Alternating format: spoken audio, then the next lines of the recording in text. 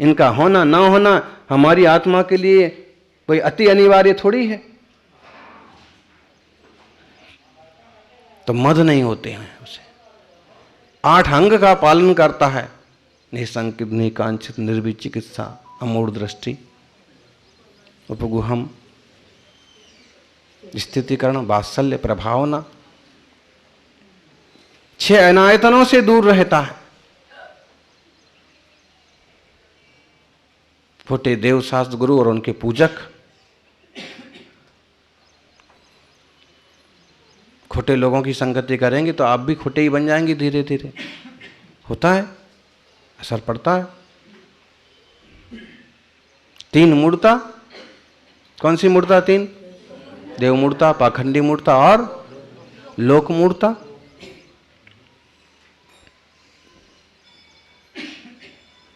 इन सब दोषों से बचें तो सम्यक दर्शन की निर्मलता हो। इसलिए व्यवहारिक रूप से समझाया जाता है कि बाहर से इन सब प्रपंचों को छोड़ो और अंतरंग आत्मा की दृष्टि करो तो आत्मशुद्धि होगी, आत्मा का कल्याण होगा। आत्मार्थी सज्जनों,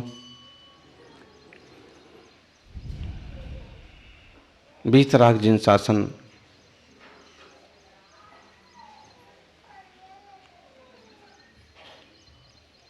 आत्मा की शुद्धि का शासन है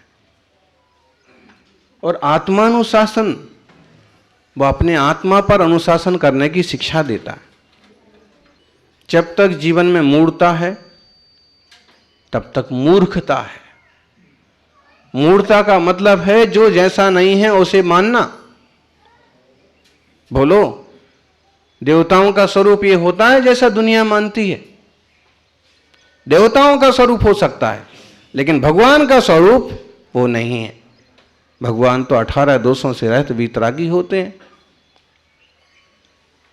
भगवान के लिए हार, मुकुट, माला, हथियार, हाथी, घोड़ा, इन सबों की जरूरत ही नहीं है। क्यों? जो पवित्र आत्मा है, शुद्ध आत्मा है।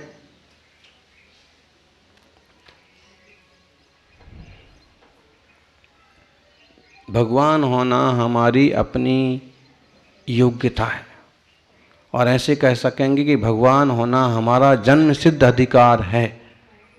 कैसे? क्योंकि आत्मा ही होता है प्रभु, और इसीलिए हम प्रभु की संगति करते हैं, प्रभु की शरण में आते हैं कि हम उन्हें देख देख करके हम अपने आप को पहचानें। टीवी में आप जैसे कैरेक्टर को देखते हैं, जैसे कलाकार को देखते हैं और जिसे पसंद करते हैं, आप वैसे ही बन जाते हैं। बन जाते कि नहीं? बोलो ऋषभ। ऐसा अगर हमारा कैरेक्टर चोटी रखता है तो हम भी रखेंगे, अगर छोटे बाल रखता है तो हम भी रखेंगे। लेकिन हमारे कैरेक्टर कौन हैं? वीतरागी गुरुदेव। वो किस लॉन्च करते हैं, हम भी एक दिन किस लॉन्च करेंगे। बिग नहीं लगाएंगे, किस लॉन्च करेंगे। अब ये बात अलग है कि श्रावक धर्म का पालन करता है तो उसको श्रावक के ढंग से, एक श्रावक के योग्य तरीके से रहना होता है। लेकिन लक्ष्य क्या होता है? लक्ष्य क्या होता है? ज्ञानी का, सम्यक दृष्टि जीव का लक्ष्य क्या होता है? कर रहा है, दुकान पर भी जा रहा है, व्यवहार के योग अपना रंग रूप बना रखा है, अपने रिश्तों को भी निभा रहा है, लेकिन ध्यान में क्या है? ये सब अरे ऐसे है ना, बाल चुखावे, ऐसे बाल चुखावे। कोई माँ है जो किसी के बच्चे का पालन कर रही है, उसे दूध भी पिलाती है, उसे नहाती भी है, तो भी उसे पता क्या है? पता है कि बच्चा हमारा नहीं है, तो एक मेरा काम है।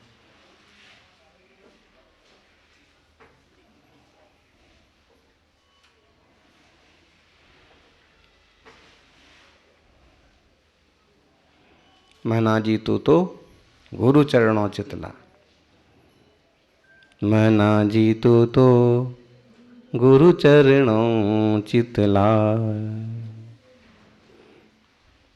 गुरु चरणों चितलाए, बड़ा सुंदर गीत है। इसमें कुछ प्रयोग किए हैं कि जैसे महिलाएं हैं और वो पानी भरती हैं कुएं से, और कुएं पर पानी भरने वाली महिलाएं एकदम सर्कस का काम करती थी। अभी तो आपसे क्या होगा, 3-3 घड़े एक के ऊपर एक रख लेंगे, और एक घड़ा इधर और एक इस हाथ में, और फिर इस हाथ में एक बाल्टी, और जरूरत हुई तो एक घड़ा और इधर और एक बाल्टी है, और बच्चा है अगर साथ में, हाँ, तो सिर पर 3 घड़े, इधर बच्चा, इस हाथ में बाल्टी, और फिर और सहेलियां मिल गई तो बातें भी हो जाएंगी रास्ते में। लेकिन मजाल है कि ऊपर का छोटा घड़ा भी गिर सके नहीं, क्यों नहीं, बातें भी कर रही, सिर भी हिला रही, मुंह भी मटका रही है, और फिर महिलाएं तो जब तक हाथ मुंह ना मटकाएं तो बात किस बात की।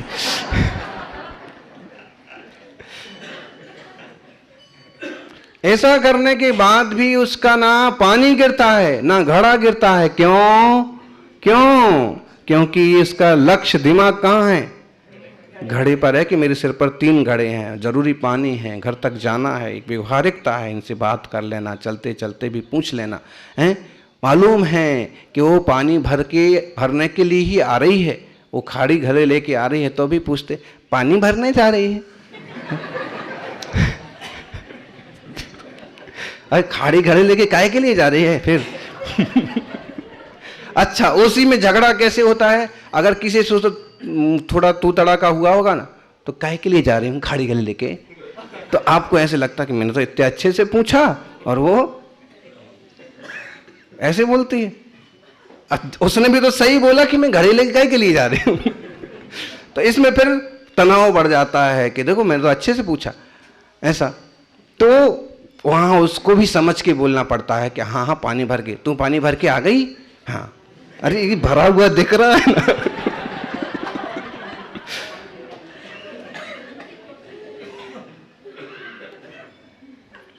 तो ये व्यवहारिकता में पता है कि हो चुका है काम, हो रहा है इनका ये, तो भी ऐसी बात करने के लिए, कोई विषय लेने के लिए, और आजकल तो सीधा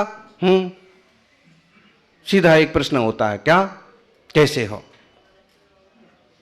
हाउ आर यू, बस उत्तर क्या हो गया? फाइन और रिफाइन, बस इतना, कैसे हो, अच्छे हैं, उसके आगे पीछे का कोई पूछना ही नहीं। और अगर उसने कहा कि नहीं मेरे को बहुत जरूरत है, रुको रुको, तो आप पूछने वाले की हालत पतली हो गई, क्या पूछ के फंस गए अभी। एकदम टोटल व्यवहारिकता ना, ऐसी क्या बोलेंगे, खोटी व्यवहारिकता। व्यवहारिकता में भी थोड़ा अपनापन तो होना चाहिए कि सचमुच अगर किसी को कुछ जरूरत है तो अपन उसका हेल्प करें, सहयोग करें। लग रहा है कि इनको ये ज़रूरत है, इस समय इनको हमारे सहारे की ज़रूरत है, इनको हमारी से कुछ रुपए की ज़रूरत है, इनको हमारी वाहन की ज़रूरत है, तो उस टाइप की व्यवहारिकता होना चाहिए। सौभाग्य से जिन धर्म मुझे मिला है, इसलिए वीत राग देव शास्त्र गुरु ही सब कुछ हैं। भले मैं घर जाता हूं बार बार, लेकिन जो आनंद जिनालय में है वो ग्रहालय में नहीं है।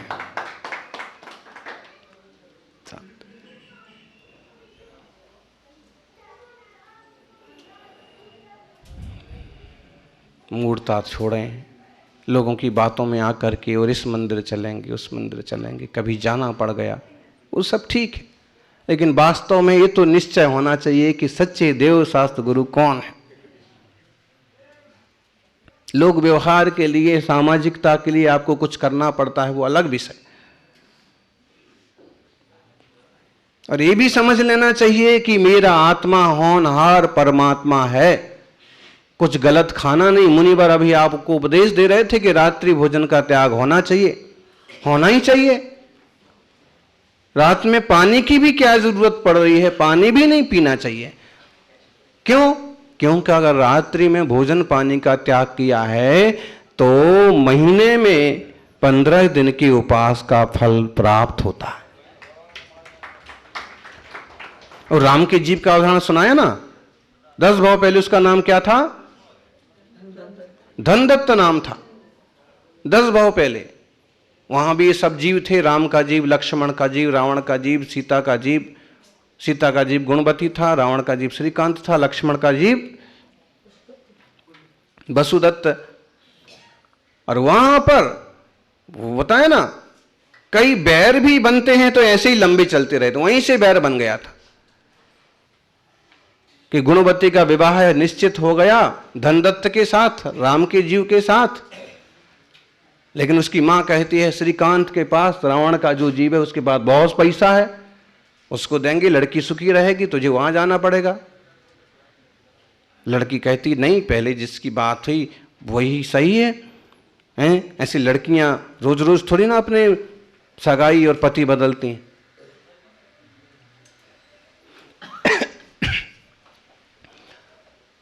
सारी बात हुई वहां। उस श्रीकांत की जीव को भी क्रोध आया कि इतनी सुंदर कन्या हमें नहीं मिलेगी, तो झगड़े में झगड़ा हो गया। लक्ष्मण का जीव और रावण का जीव वहां पर, और दोनों एक दूसरे से भिड़ के मर गए। ये विरक्त हो गया धनदत्त का जीव, भूखा प्यासा भटकता भटकता वहां पहुंचा जहां मुनिराज थे। तब तक अंधेरा हो गया था। उसने सोचा कि मुनि के कमंडल में पानी है, पानी पीने को मिल जाएगा। अंधेरा होने से मुनि तो कुछ नहीं बोले, चुपचाप कमंडल लेके निकल गए। फिर किसी ब्रह्मचारी ने समझाया कि रात को पानी नहीं पीते हैं, रात को भोजन नहीं करते हैं, महापाप लगता है, खोटी गति मिलती है। देखना ये जो है अधिगम सम्यक दर्शन, उसको उपदेश दिया जा रहा है एक तरह से संयम का, त्याग का, सम्यक दर्शन का। तो उसे ध्यान में आया, उसने प्रतिज्ञा कर ली कि नहीं पिएंगे पानी, नहीं करेंगे भोजन, मरता हुआ अभी। 10 भव के परिश्रम के बाद वह जीव क्या बना? श्री राम की पर्याय में आया। बहुत सारे प्रसंग हैं ऐसे जिनवाणी के। तो जिसका सम्यक दर्शन पक्का है वो देव दर्शन कभी नहीं छोड़ता, या जिसे सम्यक दर्शन पक्का करना है वो देव दर्शन, देव पूजन कभी छोड़ता नहीं है। क्यों? वही आधार है। अरे भाई, कोई भी पर्याय के जीव हैं, खाने पीने रहने सहने का प्रबंध सबको होता है, चाहे कम हो ज्यादा हो, सुखमय हो दुखमय हो, सबको हो जाता है। लेकिन परिपूर्ण शुद्ध होने का मार्ग केवल इस मनुष्य पर्याय में ही मिलता है, और कहीं नहीं। तो संवेग आदि भाव रखना, निसंकित आदि गुण रखना, निसंकता, जिन तत्व पर श्रद्धा, शंका नहीं करना, कांक्षा नहीं करना। भोले भाले लोग इतना सा धर्म करते हैं, इतना सा ध्यान करते हैं, इतना बड़ा फल मांगते हैं। क्या जरूरत पड़ी है मांगने की? बीज बोया है तो फल तो आएगा, मांगने से क्या होगा?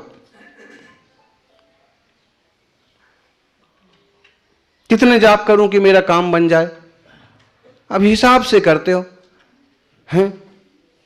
कितने रुपए गुप्त भंडार में डालूं, कितने रुपए की रसीद कटाऊं कि मेरा काम बन जाए? जितने की रसीद का बनाओगे उतने का काम बन जाएगा। ऐसे ही होते ना इस टाइप के, जो इस टाइप के व्यापारी लोग होते हैं वो भी इसी टाइप की बात करते हैं। आप बेहिसाब चाहते हो तो भगवान की बेहिसाब भक्ति करो, बेहिसाब जाप करो, बेहिसाब क्षमता है तो बेहिसाब दान करो, बेहिसाब मिलेगा। हिसाब लगा लगा के करोगे तो हे भगवान, मेरी 1 लाख की लॉटरी खुल जाएगी तो मैं 11 रुपये का प्रसाद चढ़ाऊंगा। बहुत बड़ा दान कर रहे हैं। भगवान कहेंगे इससे अच्छी मेरी ही खुल जाएगी 1 लाख की, पूरे के पूरे मैं ही रख लूंगा। अजब गजब लोग होते हैं। एक सेठ जी थे, कितने वर्ष बीत गए लेकिन उनके यहां कोई संतान नहीं हुई। हाँ, अंधेश्वर आए, मालूम पड़ा कि यहां बहुत चमत्कार है। भगवान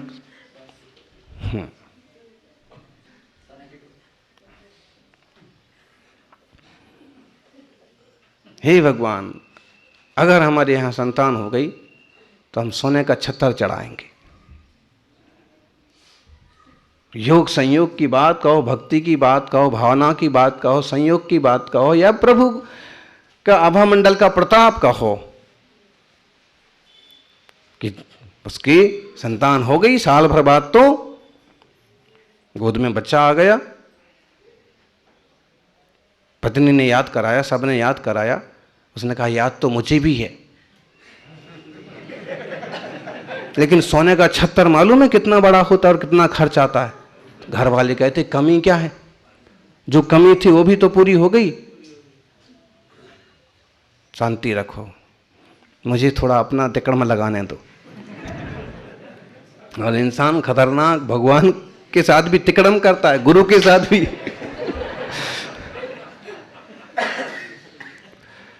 जो सरल सीधे भक्त होते हैं वो बस भक्ति करते हैं और पाते हैं। और उसने ये कहा कि भाई अब नामकरण करना ही है तो हमारे बच्चे का नाम हम रखेंगे सोने लाल। सोने लाल, सोने जैसा ऐसा। और छतर चढ़ाने की बात है तो बिल्कुल दर्शन करने जाएंगे। और उनने क्या किया, लिया चांदी का छत्तर और सोने को दे दिया, बच्चे के हाथ में पकड़ा दिया। हे भगवान, ये रहा सोने, और मैंने कहा था मैं सोने का छत्तर चढ़ाऊंगा। इस सोने, और इस सोने का ही छत्तर सोने का है। छत्तर किसके हाथ में, किसका छत्तर है? इस सोने का छत्तर है। अर्घम निर्पामति स्वाहा छत्रत्रयम तो विभाति शशांक कांत। बताइए, हम सोने का छत्तर हो गया?